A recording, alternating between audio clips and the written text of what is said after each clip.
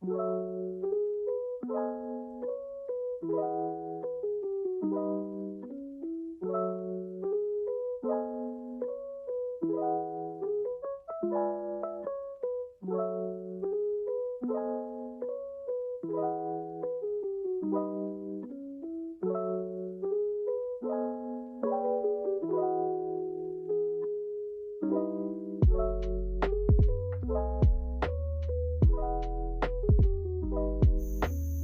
for this tutorial, I'm going to show you how to make this Suzette of shoulder top, and don't forget to check out my channel for more tutorials.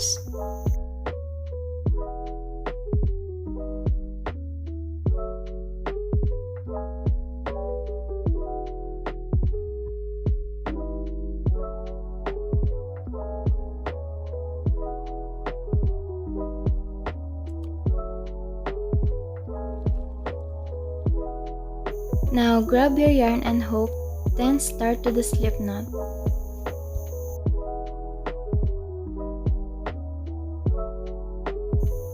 You will make chains depending on your measurement, so for size small I made 144 chains.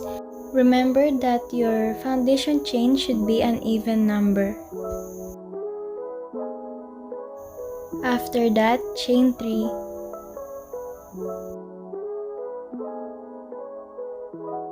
Double crochet on the third chain from the hook.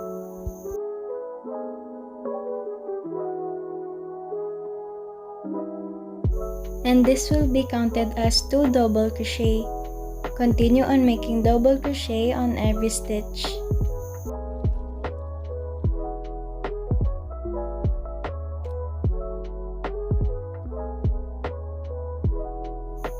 If the video is fast for you, kindly adjust the play speed.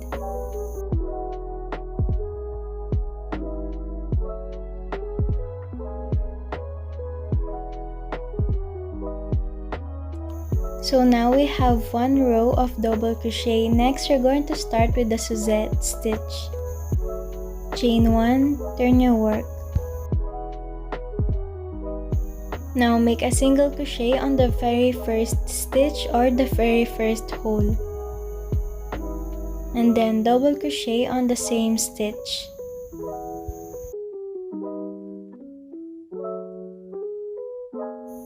Skip one stitch, single crochet on the next stitch. And then double crochet on the same stitch. Again, you're going to skip one stitch, single crochet on the next stitch, and then double crochet on the same stitch. So that's how we make Suzette stitch, and you will repeat that until there's 2 stitches left.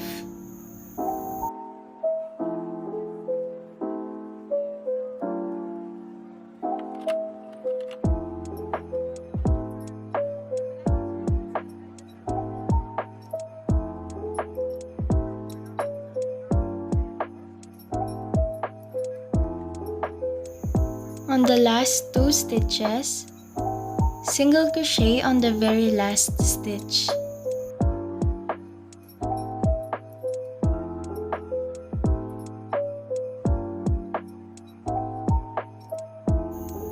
Chain 1, turn your work.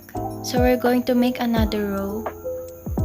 Single crochet on the very first stitch, and then double crochet on the same stitch. Repeat, skip one stitch, single crochet on the next stitch, then double crochet on the same stitch.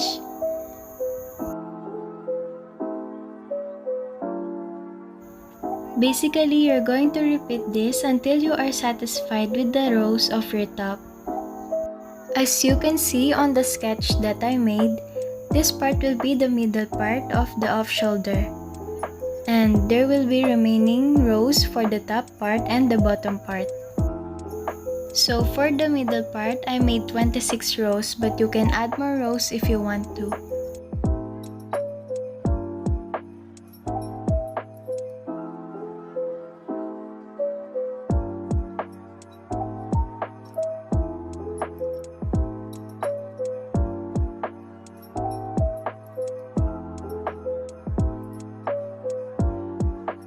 On the last 2 stitches, you're going to repeat the same procedure. Single crochet on the very last stitch, then chain 1, turn your work.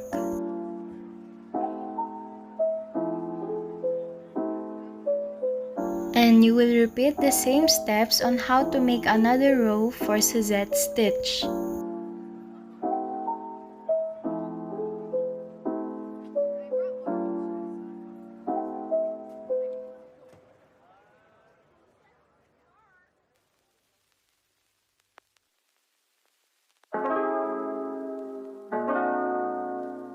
So here's the 26 rows I made. So because of the Suzette stitch, it gives the classy look within the stitches. So now we're going to make the top part, fold your work, and then find the middle stitch.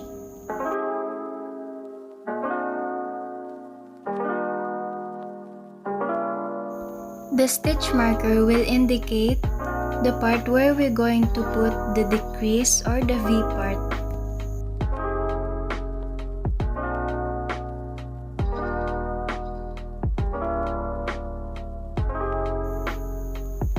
Single crochet on the very first stitch, and then double crochet on the same stitch.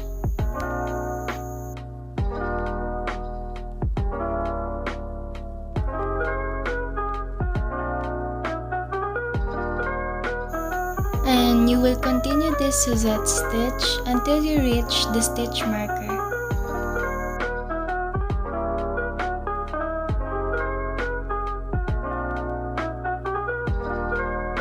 So when you reach that part, remove the stitch marker. And then make a single crochet on that stitch.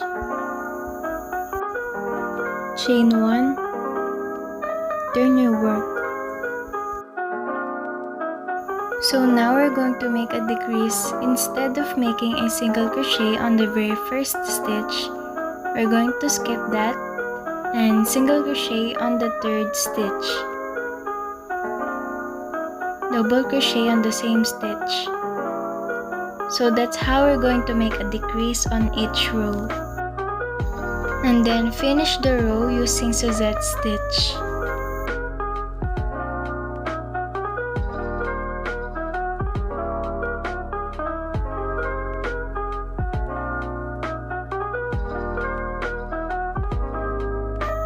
Also, place the stitch marker on the middle stitch so you won't forget it.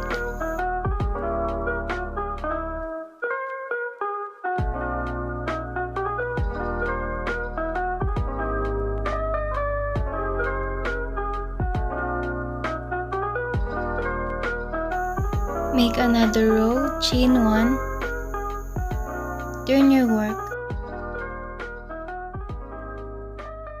Continue on making Suzette stitch until you reach the decrease part.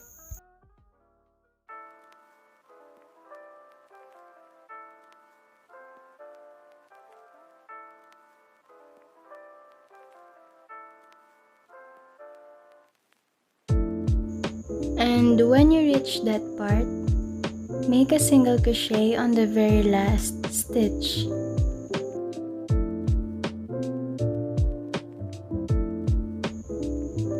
Chain 1, turn your work.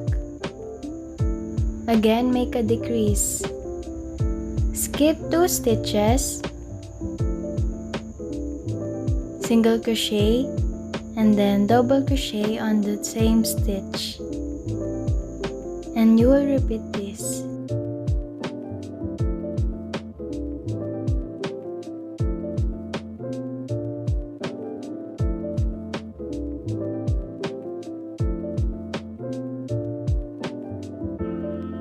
Remember that you're going to make a decrease on that side only.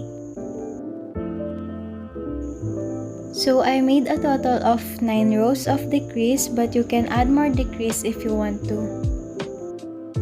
Make a slip knot, then cut the yarn.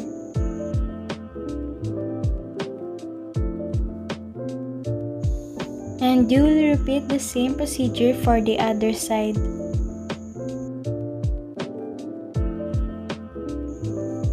First, you will attach or tie the yarn on the very first stitch.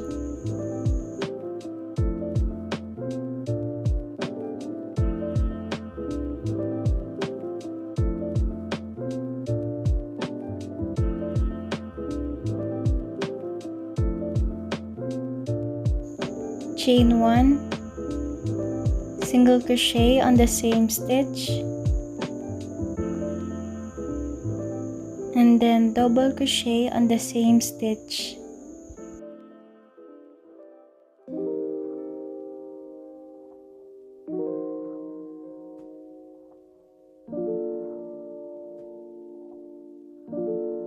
And you will repeat the Suzette stitch until you reach the stitch marker.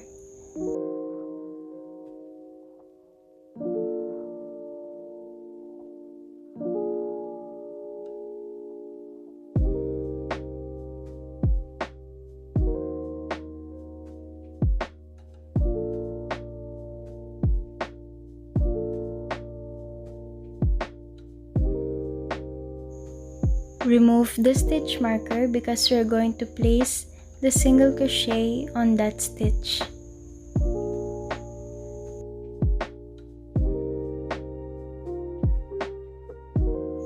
Chain 1, turn your work.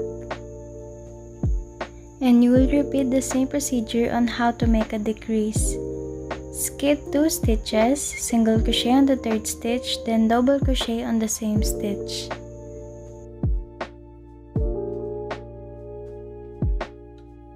Basically, you're just going to repeat the same procedure for the other side.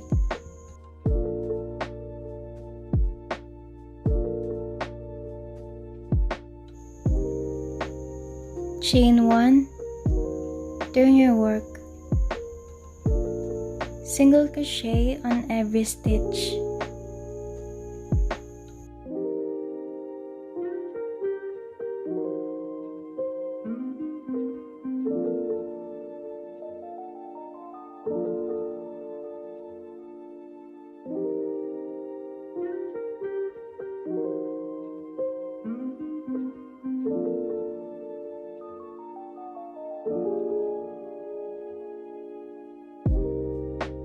So when you reach the V part, chain 1,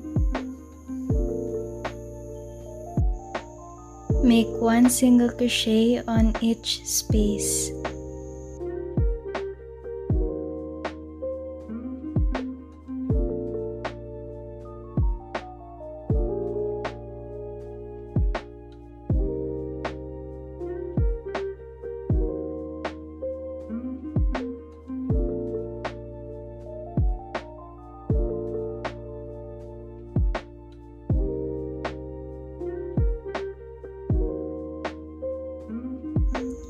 Chain 1 when you reach that part, then continue on making single crochet. So after that, we're going to make a single crochet on the side part. Chain 1,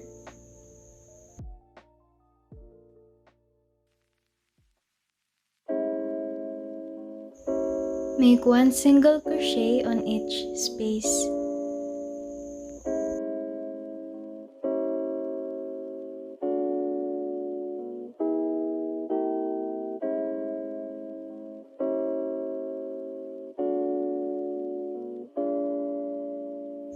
Continue until you reach the bottom part. So the next that we're going to do is the bottom part. Chain 7,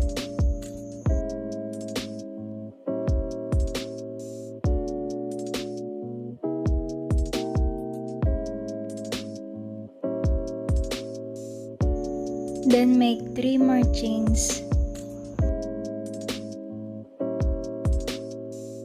Single crochet on the 3rd chain from the hook. Continue on making single crochet on the remaining stitches.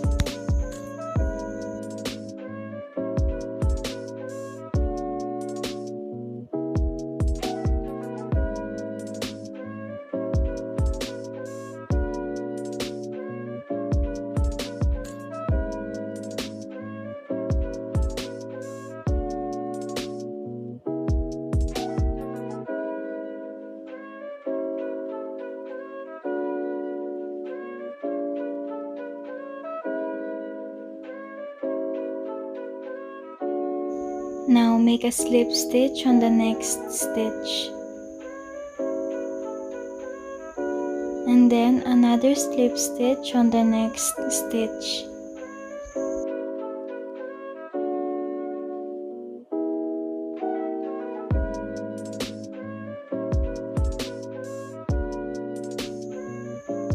Now you're going to turn the bottom part and then make a single crochet on the back loop.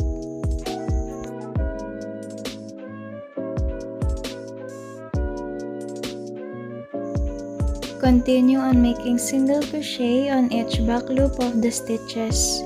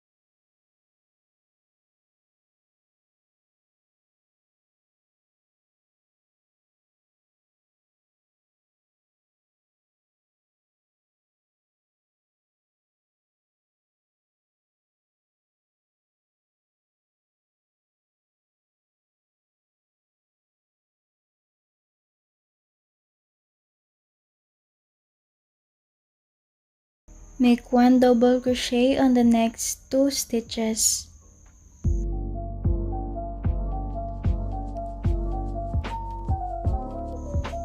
Chain 2, skip 2 stitches, double crochet on the 3rd stitch.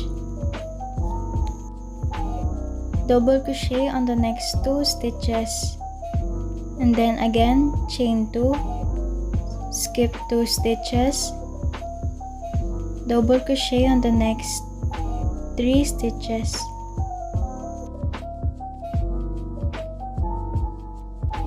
And you will repeat that until you reach the bottom part. After that, chain 1, turn your work. Make single crochet on each stitch.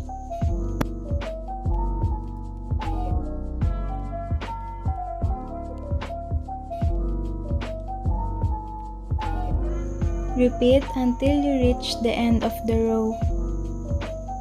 And then make a slip knot, cut the yarn.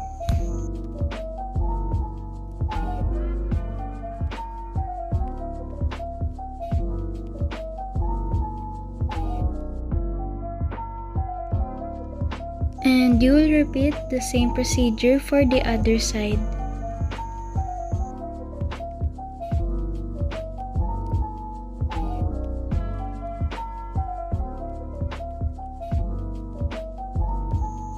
Then make chains for the tie of your top. I made a total of 280 chains, but you can add more if you want it to be longer.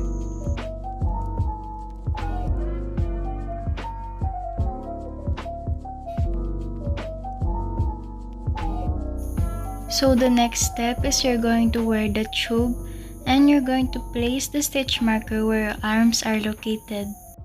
So here's the example I made. For any questions, just comment down below. The gap between the first stitch marker is 17 chains. And the gap between the second stitch marker is 23 chains. This is only an example. You can have your own measurement. First, attach the yarn from the chain 1 that we made from the previous row.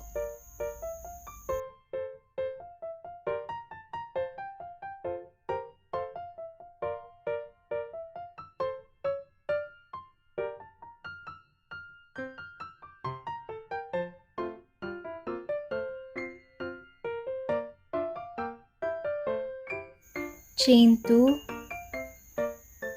double crochet using the back loop stitch.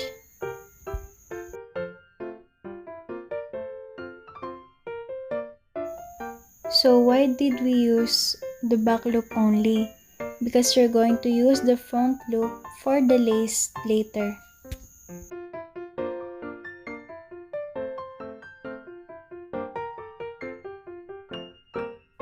Continue on making double crochet using the back loop until you reach the stitch marker.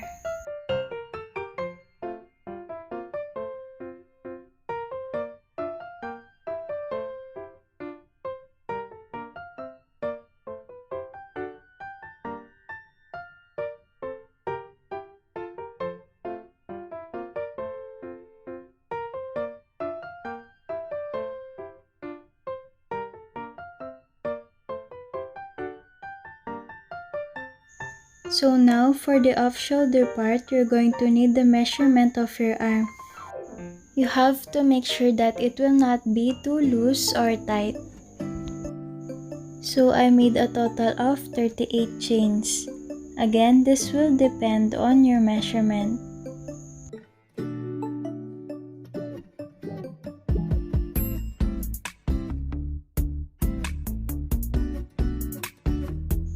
Now make a double crochet on the back loop.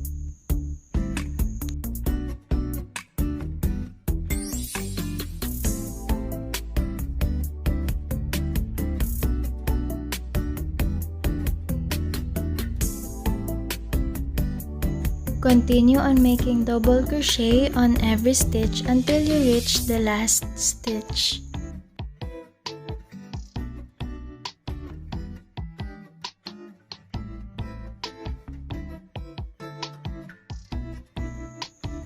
Chain 2,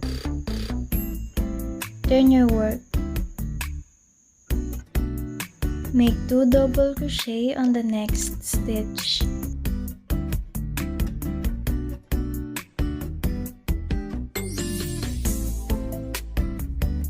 Again, 2 double crochet on the next stitch.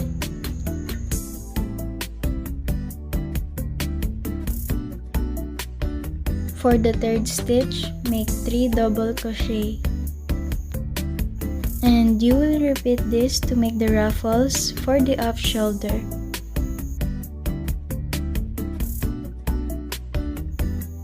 Two DC on the first, 2 DC on the second, 3 DC on the third. And you will repeat that.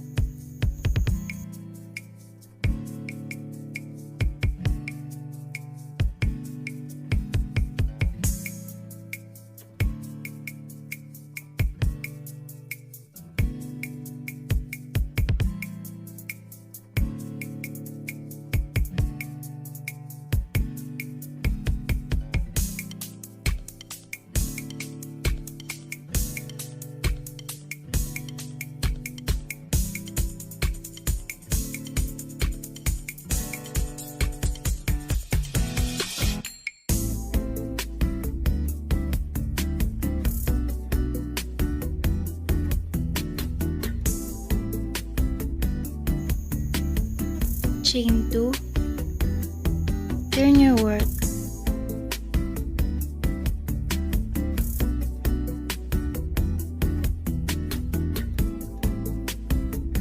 Make 1 double crochet for every stitch.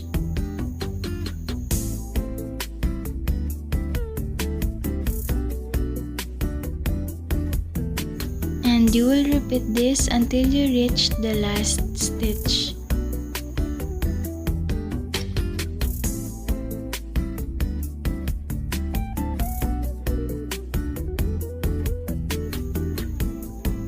Chain 2, turn your work.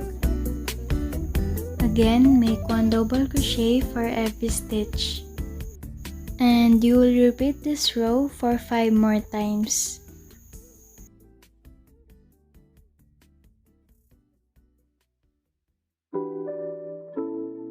So after the 6 rows of double crochet, chain 4, skip 2 stitches, then single crochet on the 3rd stitch. Again, chain 4, skip 2 stitches, single crochet on the 3rd stitch, and you will repeat that until you reach the last stitch.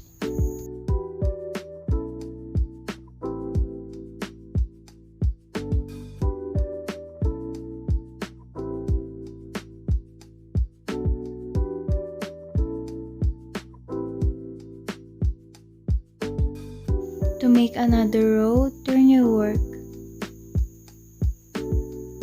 Make a slip stitch on the 4th chain space. Chain 5,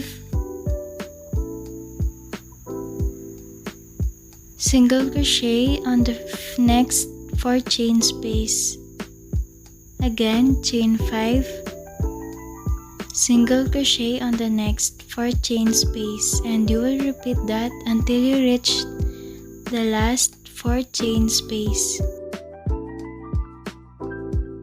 Remember that you will repeat this row for 4 times.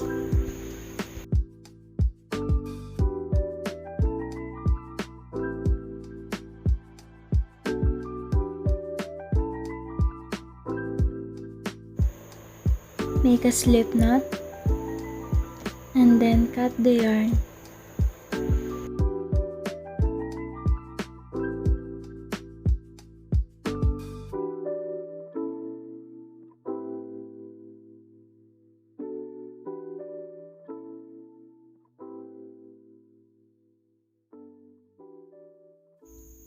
For the lace, first find the front loop,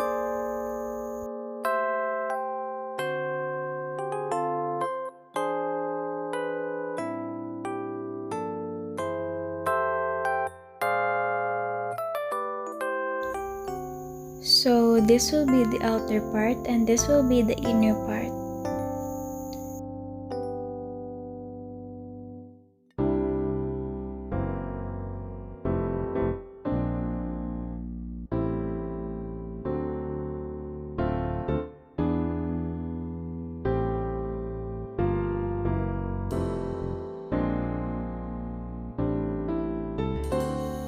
Now, tie the yarn using the back loop.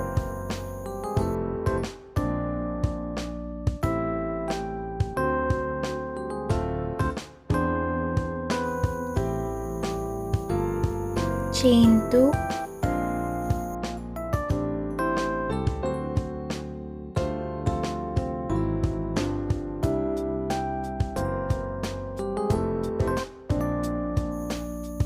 make 2 double crochet on the next back loop.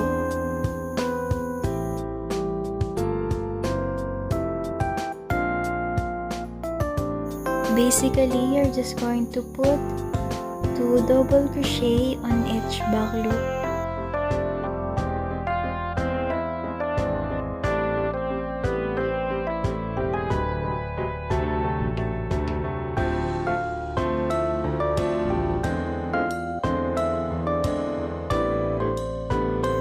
Repeat this until you reach that part.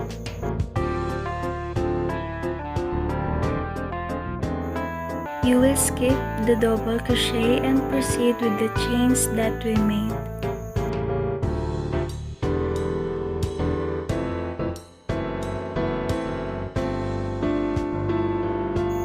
make 2 double crochet for each chain.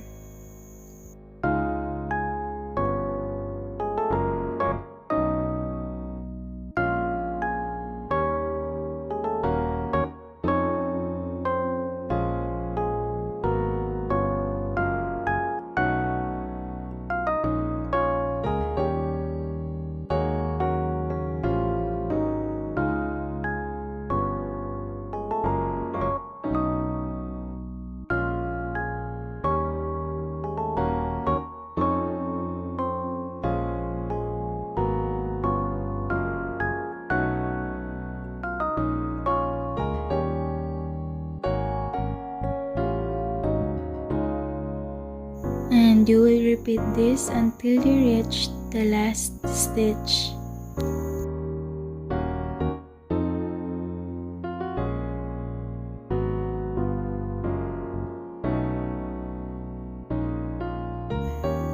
Chain 3, turn your work, skip 1 stitch, then single crochet on the next stitch. Again, chain 3, skip 1 stitch, single crochet on the next stitch. Chain 3, single crochet on the next stitch, and you will repeat this until you reach the last stitch. To make another row, turn your work, make a slip stitch on the first 3 chain space, chain 4, single crochet on the next 3 chain space, again chain 4, single crochet on the next 3 chain space, and you will repeat this until you reach the last chain space.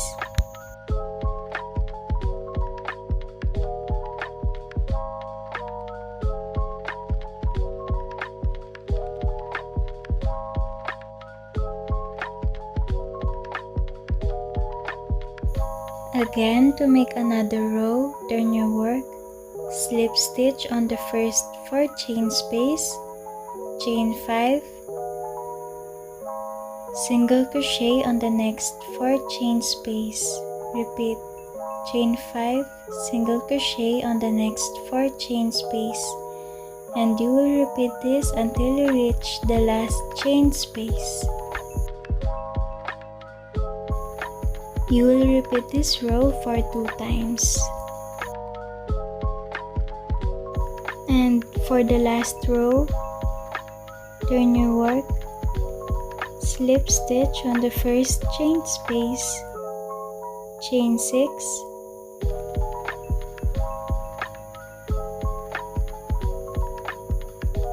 make a single crochet on the next chain space, again chain 6, single crochet on the next 5 chain space, and you will repeat this until you reach the last 5 chain space.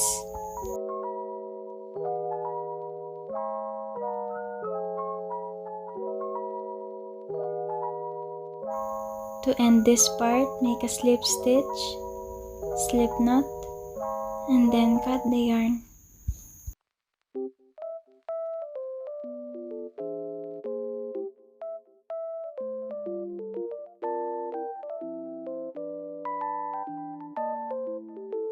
So here's our first part for the off-shoulder ruffles, and you will repeat the same procedure for the other side.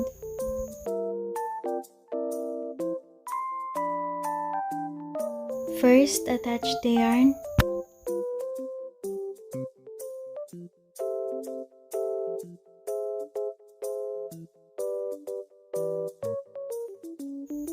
Chain 2.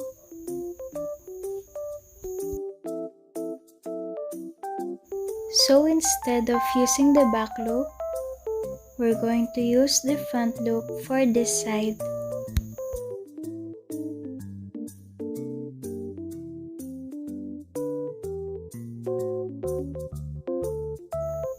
So we used front loop for this side because the back loop will be used for the lace.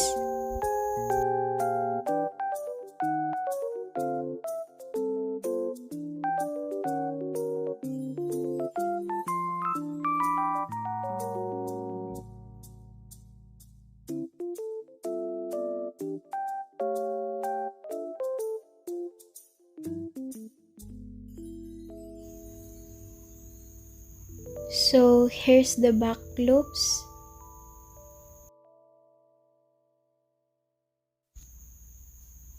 And they will be used for the lace just like what we did on the other side.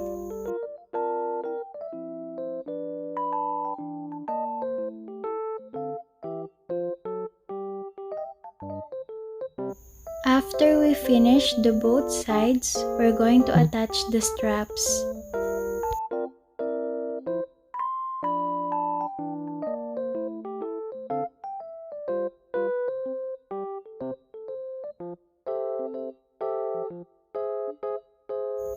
And then start on making chains on how long you want your straps will be. I made a total of 140 chains.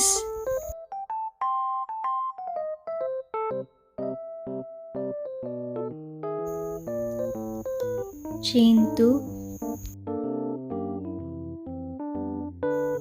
single crochet on the second stitch.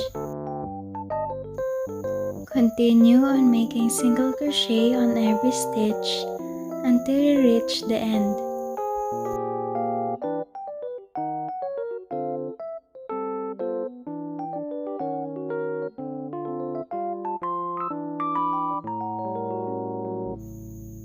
Make a slip stitch and then another slip stitch to secure the strap.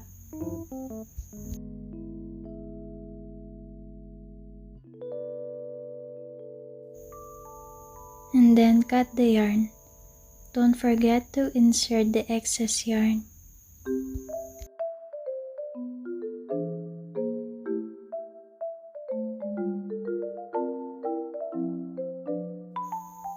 And you will repeat the same procedure for the other side. Thank you for watching. Don't forget to like and subscribe and check out my channel for more crochet tutorials.